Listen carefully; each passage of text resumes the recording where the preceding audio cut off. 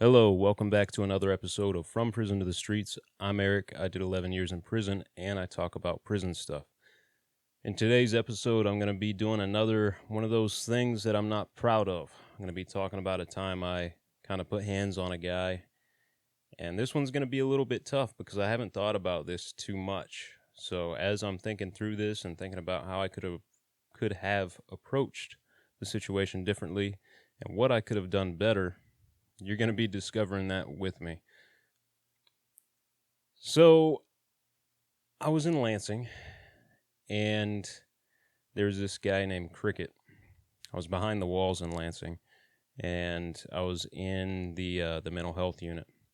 The fronts of the cells in Lansing are all bars, just old school iron bars. And so it's all open. You can yell from cell to cell, you can reach out of your bars, and you can hand stuff cell to cell, stuff like that. There was this guy named Cricket. He was kind of a sawed-off dude, short, bald, kind of stocky, and by that I mean fat. He worked out, I'm sure, but, working out don't mean you're tough. But this guy was a deuce head. What do I mean by that? K2 is really big in prison, in Kansas prisons anyway. Everybody's smoking that K2, and it's really, really concentrated. Guys fall out on it. They end up having episodes, and it's just a real bad deal. But they get strung out on the stuff, and when they come down off of the stuff, they get very, very bad withdrawals. And Cricket was one of those guys. But because they have such bad withdrawals, they will steal from people, they will get over on people any way they can, so they can make money and, pay for some deuce. Well, this dude owed money to everybody. He was strung out on deuce, and he had been owing people for a long time. Now, my hustle in prison, one of them, was making jewelry. I would make jewelry and sell it. And I made some jewelry for this dude, and, he was supposed to pay me on store day. And on store day, they call you run by run over to canteen. You go over, you pick up your canteen, you come back. Now, he comes back from canteen, and he was a porter, so he could run around. But after yard, I couldn't get out of my cell again. I was stuck in my cell all day until I took showers, But the porters got to shower before we did. They used to run showers after lockdown.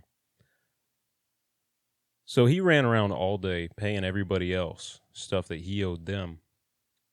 And he also paid himself, He had some coffee, some cakes, some Debbie's, stuff like that, And he got this brand new white t-shirt that he was real proud of, and stuff like that in prison costs good money, You're talking about $15 for a t-shirt, which is kind of ridiculous, but it is what it is. But he was running around paying all these other people, and I hollered at him a couple of times while he was passing by my cell. And I said, "Hey, man, you said you were going to have, 3 stamps for me today. Are you going to get that?" He's like, yeah, I got you. And he kind of just kept, blowing me off. Every time I'd ask him about the stamps that he owed me, he'd say, "Yeah, I'll get it." Well, time went by. And before long, it was time for lockdown, He was going to go take a shower, and then he was going to be locked down for the rest of the night, so I wasn't going to get my money. I wanted to write a letter to my family. I had stamps coming. Well, as he was walking by, I said, "Hey, man, you said you were going to get that for me. I don't know what you're trying to pull here, if you're trying to run game or what, but I ain't having it. You're going to pay me." Well, he started trying to get tough with me. And there's another guy on the run that had checked in on me not too long before this. The dude's name was Rebel. He starts getting all slick with me. He's like, "Hey, man, I'm not soft like this dude down here, Rebel. I ain't afraid of you. Like, I'll smack the shit out of you." Right when he said that, that was that was probably the worst thing he could have said to me. I reached through the bars and I grabbed him by his shirt. Actually, I grabbed him with my left hand. And I yanked him in and I bounced his head off the bars. And he started struggling, trying to get away from me. And I reached behind me. I had a long pencil on my desk, and it was nice and sharp. And I grabbed it, and I was going to stab that dude with it somewhere in this region. I was aiming for the neck and the face. But he saw that pencil in my hand, and he immediately pulled away, ripped his brand new white t-shirt all the way down, turned it into a button down without the buttons, if you know what I'm saying. And he stepped back about 8 feet away from my cell. He's like, "Man, is that how it's going to be? Is that how it's going to be for real?" And then he started popping off at the mouth, calling me all sorts of stuff. And, I said, "Check this out. In the morning, when they pop these doors for yard, we're going to get it in. So you either be ready or, you need to get off this run, get off this yard."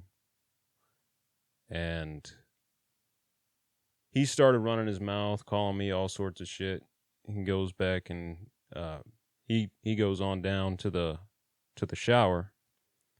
And he said something to me. I don't even remember what it was. He was just running his mouth to me, talking shit, being real disrespectful. And so I said, "All right, I got you." I had a hot pot, and hot pots are basically these little cooking vessels that they sell, so you can heat up water and stuff like that. And I didn't have any baby oil. The thing that you would usually do in a case like that, you would throw some baby oil in the hot pot, let it get nice and hot, maybe boiling if you have a hot pot that boils, and then you throw it on a person. And, it'll melt their skin right off their face, I didn't have any baby oil, but I did have water. So I filled it up with water. I boiled some hot water, and I waited for him to be coming back from the shower.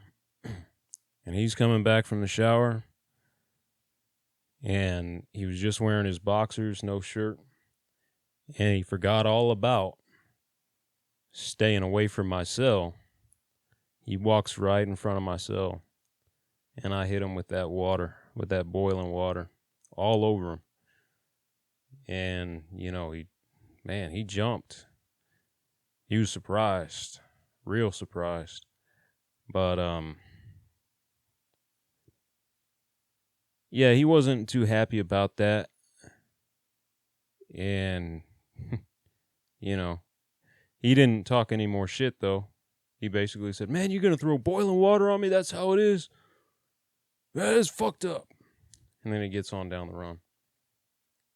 Well, in the morning before they called us for yard, he came out first thing in the morning when they were running chow, and he came down to my cell, and he apologized to me and gave me my stamps. And so there was that. We didn't really have any more problems after that incident.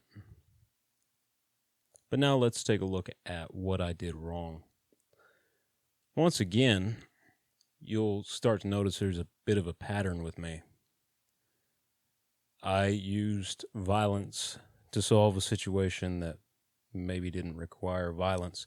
3 stamps is pretty significant in prison, about $1.50. And I don't know what stamps are now. That's what they were at the time. That's pretty significant in prison. But on a larger scale, the bigger picture, what's $1.50? I could have hurt that man really bad. Could have scarred him for the rest of his life. Could have killed him if he hadn't backed away and I'd stuck that pencil in his neck. There's a problem that I've had with solving problems with violence. And I don't do it very often. And I'm not trying to make excuses for myself or try to minimize what I do. Because it only takes one time to fuck up your life forever and to fuck up somebody else's life forever.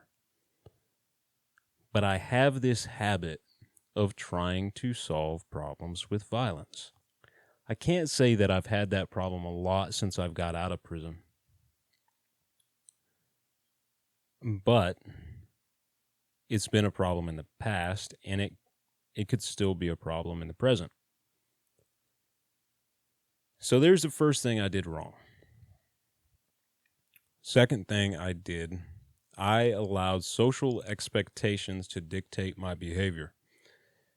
In prison, you don't let people get over on you. You don't let them, take money from you or skip out on a debt. You just don't do that. If someone skips out on a debt, you're going to handle that.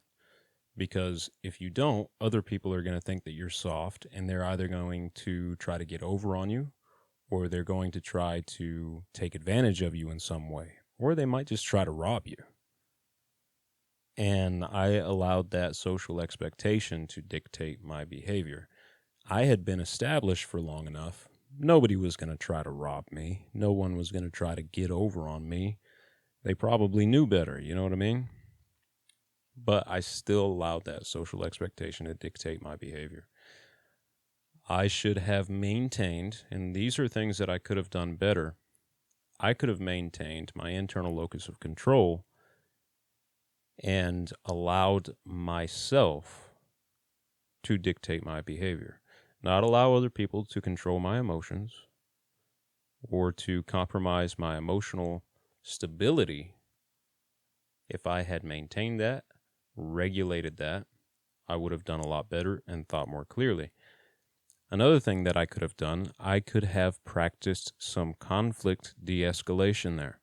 When he was at my door and I asked him again about this money that he owed me. Now, I gave him several opportunities throughout the day when I was very polite and very respectful about it. The last time I was not very polite and not very respectful.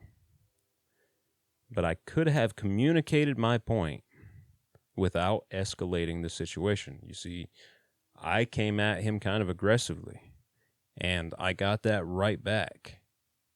I could have de-escalated that instead of grabbing him by his shirt collar, bouncing his head off the bars of my cell.